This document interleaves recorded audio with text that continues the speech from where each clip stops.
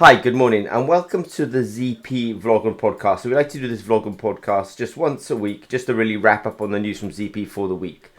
So, I mean, in ZP, we're always in the lab or in the workshops, developing, helping clients. So something that we did this week was working on testing some sensors and the sealants on those sensors against pressure. So when you're working in the liquid phase, we don't often encounter necessarily pressure conditions, but somebody wanted us to check a sealant against pressure, and so we actually went up to 3 bar, which is about 3 atmospheres. So that was some work that we did this week. And at ZP, we do actually have quite a lot of technology that is really applicable to the Internet of Things. And I think the Internet of Things, when you read, there's a statement on the ZP website about us. And then in the first paragraph of that about us, it does actually talk about the sort of Internet of Things revolution. So it's fair to say that ZP has always had the Internet of Things and some of these more interesting applications, including sensors in the liquid phase when there's a pressure above them. These have always been baked into us, and the Internet of Things is not this new term to us. It's been something that we've been working on for sort of well over a decade.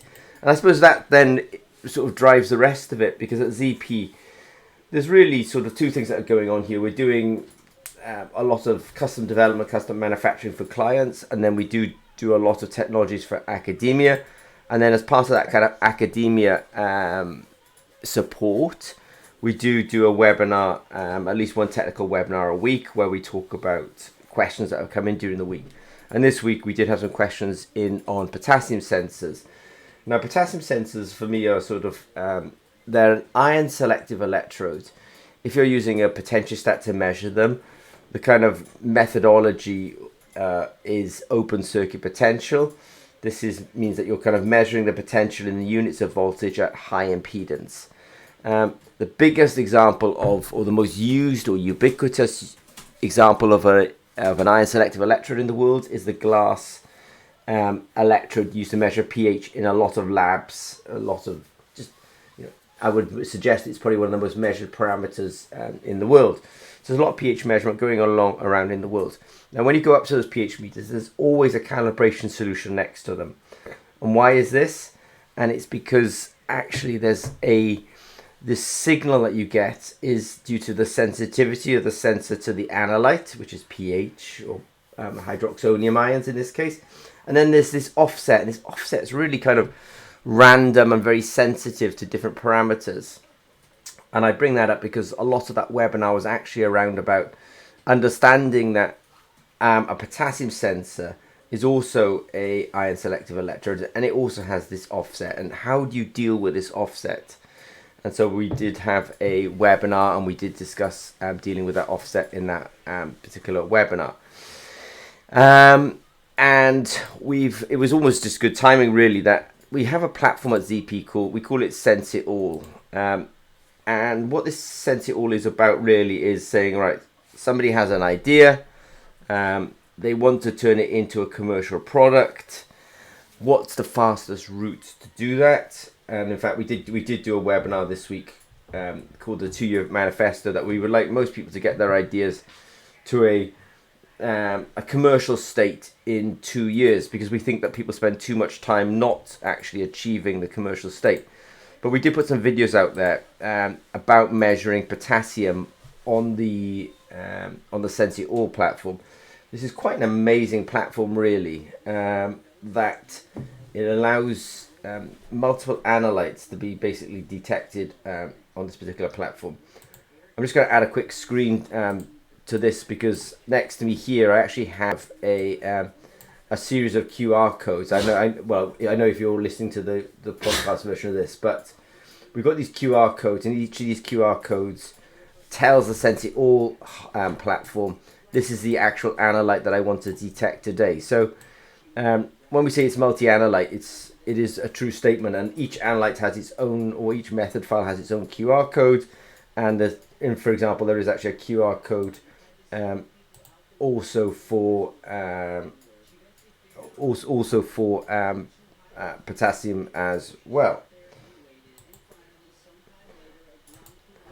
Now, Something else that we did talk about this week as well was we also measured pH as well, which is ironic because I just mentioned pH. So there you are. And I actually mentioned that pH was an ion selective electrode and was using open circuit potential. But at ZP, we've actually created a pH sensor that's not open circuit potential. And I suppose I just made the statement that the reasons being that ion selective electrodes have this kind of slightly random offset measurement, and you can calibrate it out, or it's actually how you use the sensor as well can help you to diminish that problem.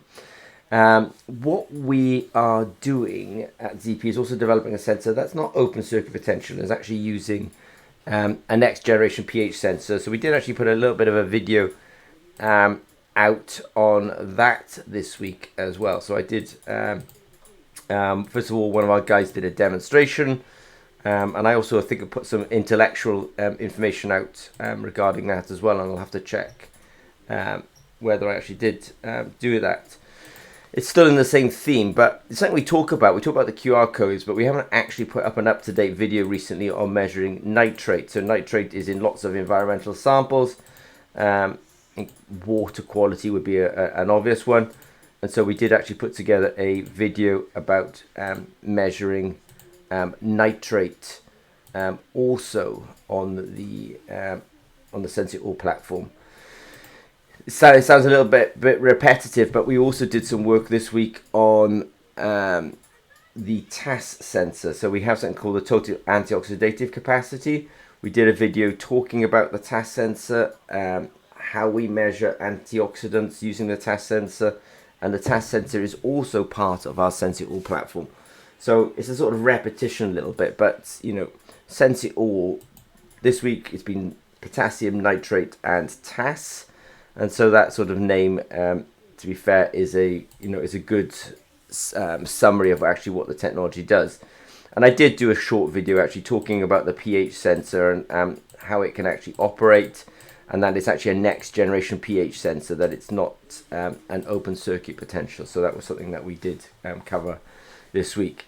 Now, as I said earlier on, you know, revenues at ZP kind of come from a couple of sources. One of them is contract development, contract manufacturing. The other one, for example, is supporting startups with standard products, or supporting startups with, academics with standard products. So that means we're going to have a webinar on the 25th of April, because already questions come in all the time. How do I measure immunosensors, etc. Somebody wants to measure ATP, adenosine triphosphate. So people have come in with some nice ideas. We will cover that on the 25th of April in our webinar there. Last bit of this week, I personally do have a SenseIt in this office, and so I did a couple of videos this week. One of them was measuring Nando's sauce. It's a sort of anecdote here, but whenever you buy things these days, especially from those supermarkets, they're very good at tracking people's purchases. So I did discover that, unfortunately, I'm the biggest consumer of chili sauce from my local supermarket. Well, my local supermarket probably serves a population of over 100,000. It's slightly concerning. That said, some of that sauce goes into making videos, and so this week we did make a video about measuring Nando's sauce.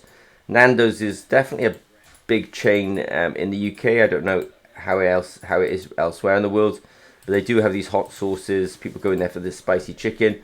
And so we did take their technology and we did measure it. I think it came out at about 12,000 Scoville heat units. And in a similar vein, we have a very good guy collaborating with us in Australia. He's supporting a customer.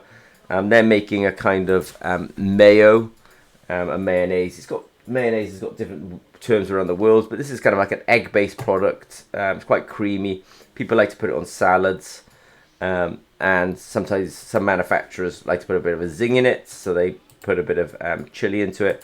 And so we did measure the spiciness of that mayo, and I think it came out at about 1,600 Scoville heat units, which is pretty mild, but it was meant to be mild because they were only making a sort of fairly mild mayonnaise there. So I think if I was to sort of summarize this week, it's been a lot around potassium, both the theory of it, also the practicality of it. Along with that, we did nitrate and pH generation 2 sensors. And food sense is really a kind of application of our Sensi-O platform where we are applying it into the food industry for measuring generally the capsaicin in particular products.